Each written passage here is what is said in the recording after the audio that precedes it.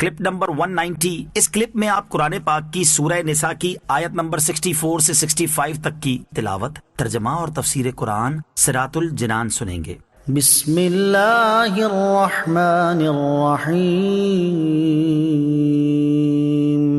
ترجمہ، اللہ کے نام سے شروع جو نہایت مہربان رحمت والا ہے۔ وما ارسلنا من رسول الا ليطاع باذن الله ولو انهم اذ ظلموا انفسهم جاءوك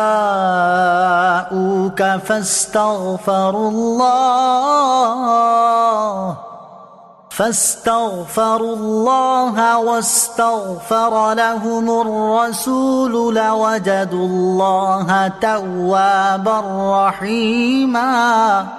ترجمہ، اور ہم نے کوئی رسول نہ بھیجا مگر اس لیے کہ اللہ کے حکم سے اس کی اطاعت کی جائے، اور اگر جب وہ اپنی جانوں پر ظلم کر بیٹھے تھے تو اے حبیب تمہاری بارگاہ میں حاضر ہو جاتے، پھر اللہ سے معافی مانگتے اور رسول بھی ان کی مغفرت کی دعا فرماتے تو ضرور اللہ کو بہت توبہ قبول کرنے والا مہربان پاتے۔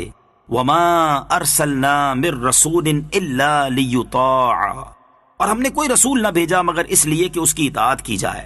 یہاں رسولوں کی تشریف آوری کا مقصد بیان کیا گیا ہے کہ اللہ تعالیٰ رسولوں کو بھیجتا ہی اس لیے ہے کہ اللہ عز و جل کے حکم سے ان کی اطاعت کی جائے۔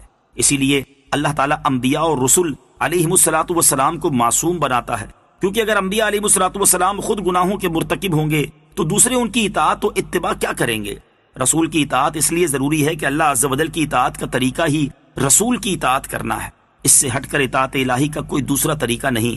لہٰذا جو رسول کی اطاعت کا انکار کرے گا وہ کافر ہوگا، اگرچہ ساری زندگی سر پر قرآن اٹھا کر پھرتا رہے۔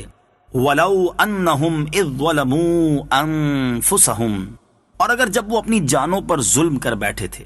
آیت کے اس حصے میں اگرچہ ایک خاص واقعے کے اعتبار سے کلام فرمایا گیا، البتہ اس میں موجود حکم عام ہے اور قیامت تک آنے والے مسلمانوں کو سرور دو جہاں صلی اللہ تعالی علیہ وآلہ وسلم کی بارگاہ میں حاضر ہو کر شفاعت طلب کرنے کا طریقہ بتایا گیا ہے۔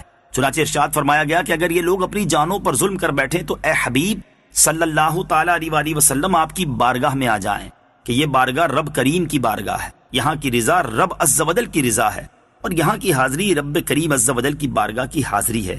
یہاں آئیں اور اپنے گناہوں کی معافی طلب کرنے کے لیے ساتھ حبیب رب العالمین صلی اللہ تعالی علیہ وسلم کی بارگاہ میں بھی شفاعت کے لیے عرض کریں، اور نبی مکرم صلی اللہ تعالی علیہ وسلم ان کے لیے سفارش فرما دیں، تو ان لوگوں پر اللہ عز و جل کی رحمت و مغفرت کی بارشیں برسنا شروع ہو جائیں گی، اور اس پاک بارگاہ میں آ کر یہ خود بھی گناہوں سے پاک ہو جائیں گے۔ فلا وربك لا يؤمنون حتى يحكموك فيما شجر بينهم ثم لا يجدوا في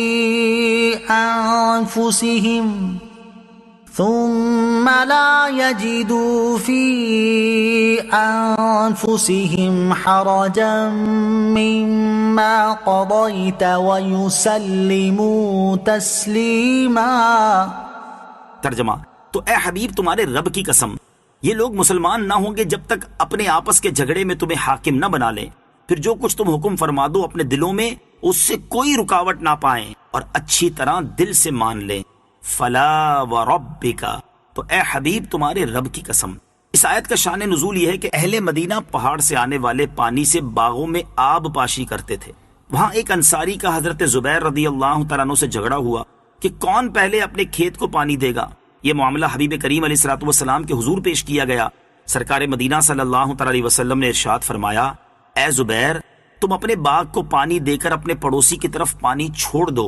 حضرت زبیر کو پہلے پانی کی اجازت اس لیے دی گئی کہ ان کا کھیت پہلے آتا تھا۔ اس کے باوجود سرکار دو عالم علیہ الصلوۃ والسلام نے انصاری کے ساتھ بھی احسان کرنے کا فرما دیا، لیکن مجموعی فیصلہ انصاری کو ناگوار گزرا اور اس کی زبان سے یہ کلمہ نکلا کہ زبیر آپ کے پھوپھی زاد بھائی ہیں۔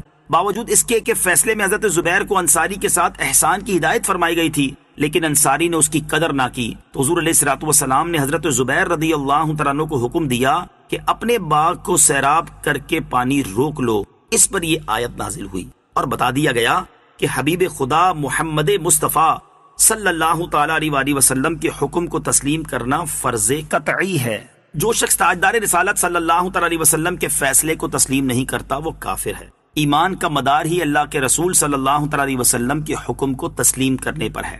آیت فلا وربک لا یؤمنون سے معلوم ہونے والے مسائل۔ اس آیت مبارکہ سے 7 مسائل معلوم ہوئے۔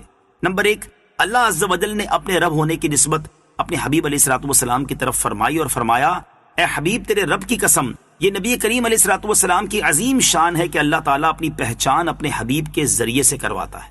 نمبر 2، حضور پر نور علیہ الصلوۃ والسلام کا حکم ماننا فرض قرار دیا اور اس بات کو اپنے رب ہونے کی قسم کے ساتھ پختہ کیا۔ نمبر 3، حضور اکرم علیہ الصلوۃ والسلام کا حکم ماننے سے انکار کرنے والے کو کافر قرار دیا۔ نمبر 4، تاجدار مدینہ صلی اللہ تعالی علیہ وسلم حاکم ہیں۔ نمبر 5، اللہ بھی حاکم ہے اور حضور بھی، البتہ دونوں میں لا متناہی فرق ہے۔ اس سے یہ بھی معلوم ہوا کہ بہت سی صفات جو اللہ تعالیٰ کے لیے استعمال ہوتی ہیں اگر وہ حضور صلی اللہ تعالی علیہ وآلہ وسلم کے لیے استعمال کی جائیں تو شرک لازم نہیں آتا جب تک کہ شرک کی حقیقت نہ پائی جائے۔ نمبر 6، رسول کریم علیہ الصلوۃ والسلام کا حکم دل و جان سے ماننا ضروری ہے اور اس کے بارے میں دل میں بھی کوئی رکاوٹ نہیں ہونی چاہیے۔ اس لیے آیت کے آخر میں فرمایا کہ پھر اپنے دلوں میں آپ علیہ الصلوۃ والسلام کے حکم کے متعلق کوئی رکاوٹ نہ پائیں اور دل و جان سے تسلیم کر لیں۔ نمبر 7، اس سے یہ بھی معلوم ہوا کہ اسلامی احکام کا ماننا فرض ہے اور ان کو نہ ماننا کفر ہے، نیز ان پر اعتراض کرنا، ان کا مذاق اڑانا کفر ہے۔ اس سے وہ لوگ عبرت حاصل کریں جو کافروں کے قوانین کو اسلامی قوانین پر فوقیت دیتے ہیں۔